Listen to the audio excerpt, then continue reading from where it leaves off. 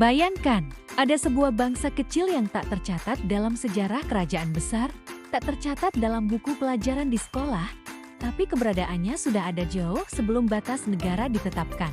Mereka tidak tinggal di daratan, melainkan di atas lautan.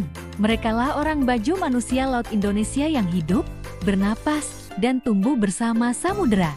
Masyarakat Bajo sering disebut sebagai nomaden laut, pengembara yang menjadikan ombak sebagai jalan raya mereka, dan bintang-bintang malam sebagai penunjuk arah. Dalam legenda, mereka disebut sebagai keturunan makhluk laut, manusia yang suatu ketika meninggalkan daratan dan memilih menjadikan laut sebagai rumah abadi. Di pesisir Sulawesi, Maluku, Nusa Tenggara, hingga perairan Kalimantan, desa-desa kecil di atas air menjadi saksi bagaimana orang Bajo bertahan hidup. Rumah-rumah mereka berdiri di atas tiang kayu, mengapung di permukaan laut. Anak-anak Bajo bahkan belajar berenang sebelum mereka bisa berjalan dengan sempurna. Laut bukan hanya tempat mencari makan. Laut adalah identitas, jiwa, dan darah mereka. Konon, orang Bajo memiliki kemampuan luar biasa, bisa menyelam hingga kedalaman puluhan meter tanpa bantuan alat. Bahkan, sebuah penelitian dari University of Cambridge menemukan bahwa limpa orang Bajo lebih besar dari rata-rata manusia lain. Ini memungkinkan mereka menahan napas lebih lama, hingga 13 menit di bawah air, seolah tubuh mereka memang diciptakan untuk hidup di dasar laut.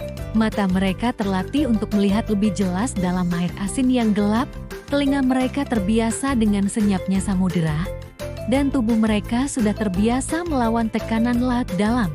Semua kemampuan itu bukan hasil pelatihan modern, tapi warisan genetik dan budaya yang terus dijaga ratusan tahun lamanya.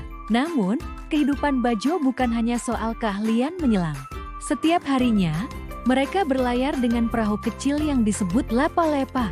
Dari perahu itu, mereka mencari ikan, mutiara, teripang, dan segala kekayaan laut yang menjadi sumber hidup. Bahkan, ada kepercayaan bahwa orang Bajo memiliki kemampuan membaca arah angin, arus laut, dan perubahan iklim hanya dengan melihat gerakan awan dan riak ombak. Sesuatu yang mungkin tak bisa kita pahami dengan logika modern.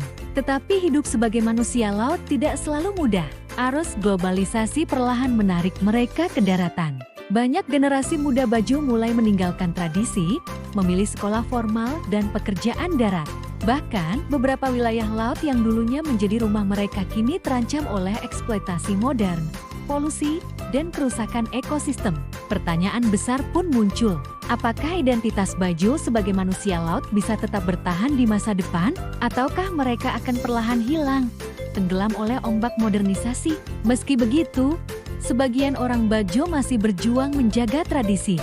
Festival Lepa di Sabah, tarian laut mereka, hingga musik tradisional yang lahir dari suara ombak menjadi bukti bahwa budaya ini tidak bisa begitu saja dihapus.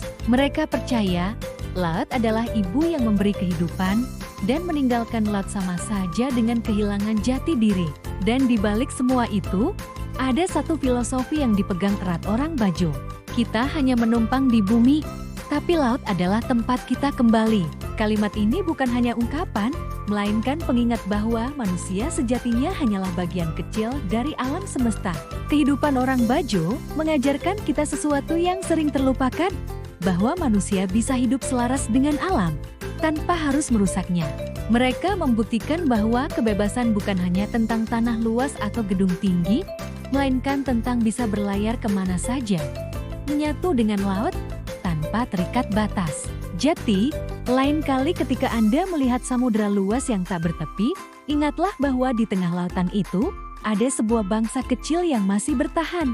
Bangsa yang lahir dari ombak, tumbuh bersama arus, dan bernafas bersama samudera. Mereka adalah orang Bajo, manusia laut Indonesia yang hidup di tengah samudera.